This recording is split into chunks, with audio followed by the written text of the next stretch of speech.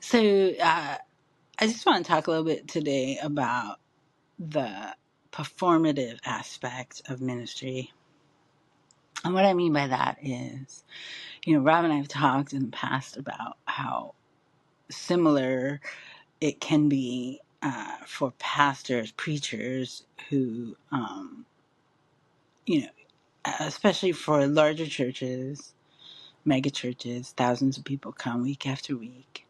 And there's a sense of, people who become actors have this like preparation, like mental, emotional, physical preparation to be on stage.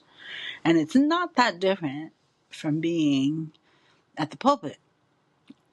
Now, don't go crazy. I'm clearly not saying that all preachers are charlatans and grifters. That's not what I'm saying at all. And I'm not saying there are some, but I don't know. I'm not the Holy Spirit. I can't read people's hearts. What I can do is look at their fruit. And what I can do is say, I listen to this person's sermons and then I see the way they behave in real life and it's not adding up. Or worse, that what they're saying in their sermons is, indicative of how they live their lives and how it's wrong. So there's that too. I mean, I've heard countless stories of victims who've come forward of spiritual abuse or other abuses and say, the pastor would preach on Sunday and say like passive aggressive things about people in their congregations, which, gosh, that's next level. To me, is next level evil. It really is. Using God's pulpit to shame or embarrass people in your congregation is no. So there's that. But the performative nature of being a preacher, of being the one who is up front week after week, of being kind of the leader, the shepherd, the one that everyone's looking to for spiritual counsel and authority in their lives. It is a big calling. There is absolutely increased responsibility and should be increased accountability for every single thing they do. Here's what's hard about it is that you have folks who say, well, these men and women are called to the position by God. And so we do everything we can to support and encourage them. It's a tough gig. We all know that. It's a tough gig. There are things about being a pastor that's not like any other job. And I want to make it clear that I believe that. There are things about being a pastor that just inherently create more accountability in terms of how you live your life because of what I'm saying. You get up week after week, you preach, and then your life needs to be, every aspect of your life needs to be above reproach. So there's that. Now, it becomes really difficult to separate out when there are accusations made of a pastor and addressing those things. Because what most people know about their pastor is what they see on Sunday mornings.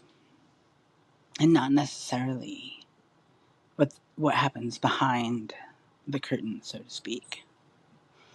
And so the performative nature, it's similar, again, to, people who are actors and some form of celebrity, right? Like people who have this idea that they know these people. Like, don't you have an actor that you love and you love watching and just watch everything? You run out to watch everything that person's in, and you kind of feel like you know them. You watch interviews or read stuff about them, and you kind of feel like you know them. You don't. You don't. Certainly there are some who are probably a lot more, upfront, and they are who they are, right? And the same is true of pastors. There are some pastors who are really very transparent, and what you see is what you get, and there's no you know, subterfuge or whatever, right? Like this, it's who they are. But then there are some who aren't. And that's the work that we're doing now. There are some who have been exposed. The curtain's been pulled back. And now we're looking at this man who's been manipulating behind the scenes and trying to create this persona that isn't true. It isn't who he really is. And, I can't help but think about some of the stories that we've heard over the years, even just since 2020, when so much came out and continues to. We've seen this avalanche of accusations. And yes, partly it's because we're just much more public about it now. People are coming out of the woodwork to say this happened to me, and that's a good thing. It's good. Anyone who tells you it's not good is trying to hide something or trying to control something. It's good that these stories are coming out because we need to deal with it. We need to deal with the man behind the curtain who's been terrorizing. I mean, when you think about that story of Oz, like, this man has been terrorizing the land for so long and just allowed to do it. Like, he's just allowed to, run this country or the land of Oz for so long and just cast these narratives about who's good and who's bad. And, the whole scene where Dorothy comes in and her crew and they have this experience of just fear and dread. Anyway, the performative nature of that and how so many of these pastors are being found out now really should give us all pause about what we've believed this whole time about church, about its role in our lives, and about spiritual authority in our lives, and how we are to engage with the obvious abuse of power, control, authority, and trying to understand how to move forward, not to ignore what happened or just forgive and forget. We need to learn. We need to level up. We need to figure out a better way and build something more beautiful and more Christ-like in our churches. And that's the work that we're doing now. Many of us are talking, we're reading, we're studying, we're comparing notes, and we're getting the truth out there because that's where the freedom is, and that's where the growth is, and that's where I believe God is going to show up, and He's going to do something with all of our pain, with all of the questions that we have, with all of the frustrations that we've faced, and the fear, and the self-doubt, the gaslighting. I mean, we do it to ourselves, and we do it to other people. Just questioning our own realities. Like, did this really happen? Am I making too much of it? Or am I not making enough of it? Because I think at the end of the day, when you put your head down on the pillow, what do you think? What are you thinking about?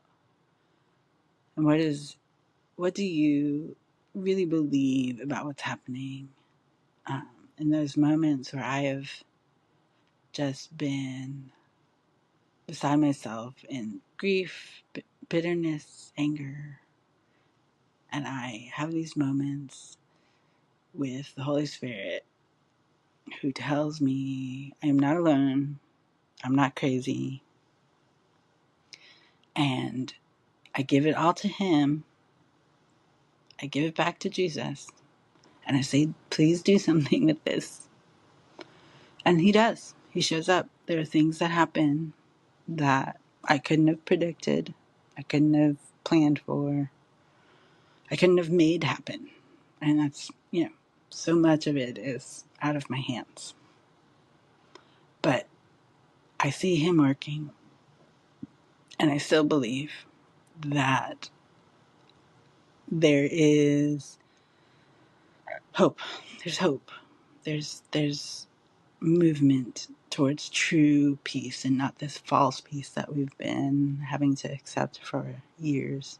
There is true peace that will be brought about when the people of God are committed to truth and committed to each other and committed to justice. Because there's no other way forward. There's not. The American church will die if we are not working hard through the power of Jesus himself to right the wrongs and to bring the truth to light. So let's do that.